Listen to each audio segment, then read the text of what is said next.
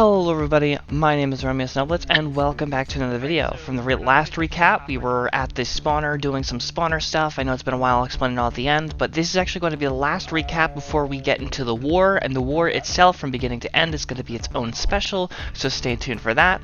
But, like I said, this is where we left off, and we're just going to get all the way up to the war in this one, so it may or may not be lengthy, I don't know. It is in. Oh, the first one spawned. I heard him. You could probably just. I could just sit down a dog on a slab. No, hear me out, Romeo. What if I made a program to randomly click between 1 every second and 1 every 2 seconds? Auto clickers are not allowed on the server. What are you talking about? I never said anything about auto clickers. And it's actually not for this reason. It is for purposes of combat. Oh. Because that gives an unfair advantage. Oh, is the server key that makes it so that the thing works? The server key makes it so that if another player has the public file, they will not be able to connect to the server, which is basically what a whitelist does. Ah. I can double whitelist, but because I always have new players joining, it's annoying to keep adding to it, rather than just when they add the jar file, or when they have the jar file, it's easier just to do it that way. That makes sense, because I see in here a server thing. We have resistance potions? Yeah. Yeah. Alright, 12 skulls. All This is good potions enough. exist. You might want to use an actual helmet instead of a skull. Alright, so the farm works. Moving on. Just to catch you up to speed, we're simply just looking for soul sand in the nether. I want to try something, but I don't want it to kill me. What? I want to try. I want to try and go to the 0-0. Don't. 0-0. Yeah. I can go look. I'd say crouch, do it, and then No, don't do immediately... it. I'm going to. But I'll wait, it'll be out of render distance. Ah, crap. Yeah, but if I use my normal one, it's going to take me to my normal coordinate otherwise. So I would be stuck. And Oh, in this dimension. yeah. Oh, so it's not going to bring you back to your own... No, this isn't a free nether portal access. Hopefully this It's one. just 'cause Hopefully you this did one divine. killed me. I did it. Did it kill you? I'm dead. I'm just kidding. Is It it safe to go? Yeah, I didn't even It take is. any damage. Go on the same Y level I was on though. Oh, and I see soul sand right away. Dude. Genius. This is the most genius idea I've ever done. That is the worst idea you've had so far. Look but at it paid off. Go up the stairs. Oh, are you trying to get him on? Go up the stairs, he says. I really hope it escapes. It'd be Okay, really now run away just in case line of sight. And hide behind this wall. I didn't see the bar going down for a second, and I was very nervous about that. Yeah, it's just slow. Well, my recording ended up getting stuck like this in the end. It turns out we are in the nether, and we're gonna have to get a little ASMR group of what's going on here, and then I'll just make a comment after what happened in case you didn't get it. So what are you gonna do? We need to come back to this position because it's where the basalt deltas is, right? Yeah. And so that we don't have to walk all the way back. It's literally just to save time for walking all the way back and forth. You're gonna use an light. No, I'm gonna use the null passer at this Oh. level. You ready? Yeah. That's lava.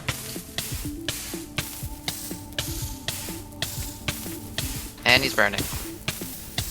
Uh-oh. Where? How far? Quite far. You need a block up. Yeah, you need to go down and place blocks directly below you to pillar up.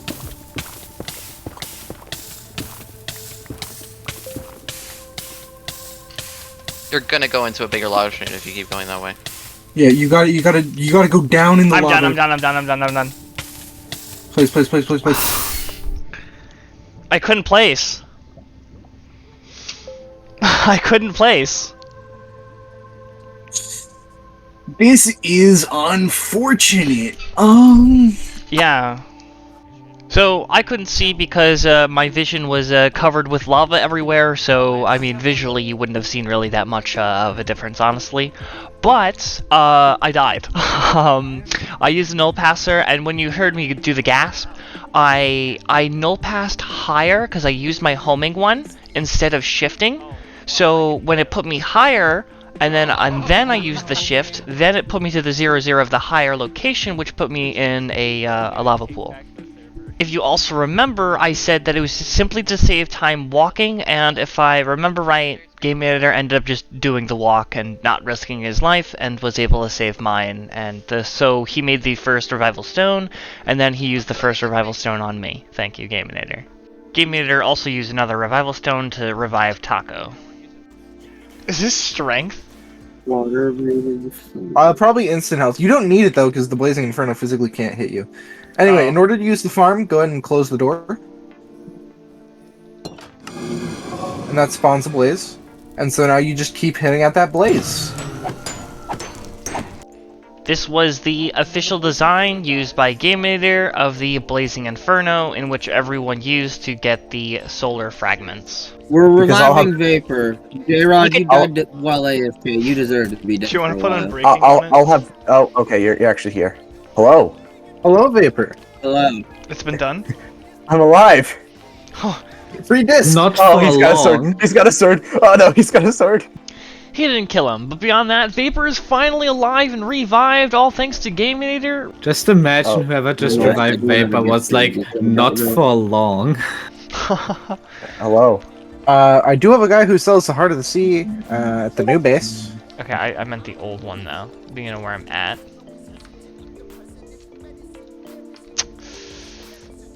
Oh, he found me. I did find you. Welcome to Game Editor's base. Welcome.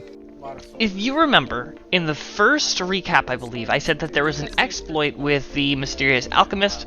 Let's take a look at the amount of abuse that was overlooked, and already this is patched, but during the season, people have been using this consistently, and I don't blame them, honestly. It's kind of funny.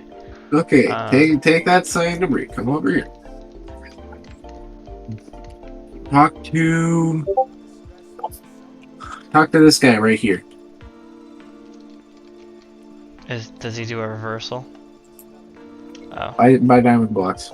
For the diamond block specifically, and not the 3-for-1. Yes, the diamond blocks. And then now you can craft those diamond blocks into diamonds. Alright. And then this entire wall of Don't. these villagers and some of the ones on this end, you sell the diamonds to. Is that what these are all for? Yes. We have 18 people who will buy diamonds from us. Because diamond blocks give you 9 stacks of diamonds when you have a stack of them. This is extreme.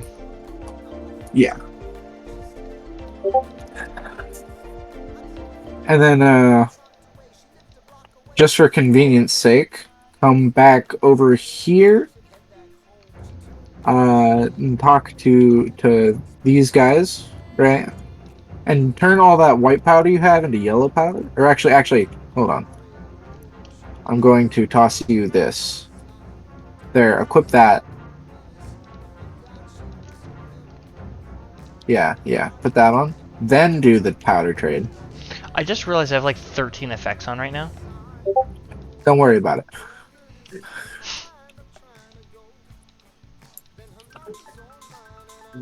Okay, I did the single powder.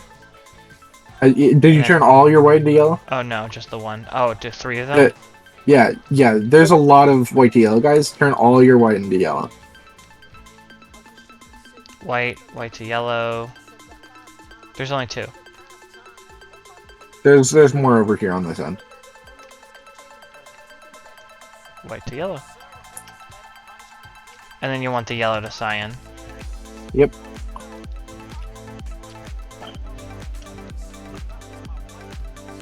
And if that's not enough, there's Well, I have another guy 1 over here. white, 1 yellow, and 60 cyan. And I think I started with like 37. Yeah, you started with 37 cyan.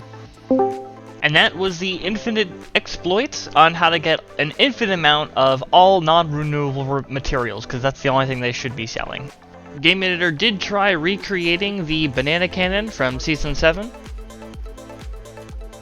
Essentially, what happens with this setup, right, is you have the tripwire in the back, and you have the fence gate. The tripwire... Oh, hello. Yeah. The tripwire essentially makes it so that you have to be there to trigger the fence gate. And the fence gate will only be powered for a very short period of time. So you'll only be able to escape when you have a ton of momentum shooting you in that one direction. Uh-huh. And so that's how the banana cannon works. Right, yeah, because I just, like, lost my... And the longer you make it, the more momentum you can have. This is completely false considering how I coded it, and I know how it works. But I'm not going to have the heart to tell him, so we're going to let him believe what he wants.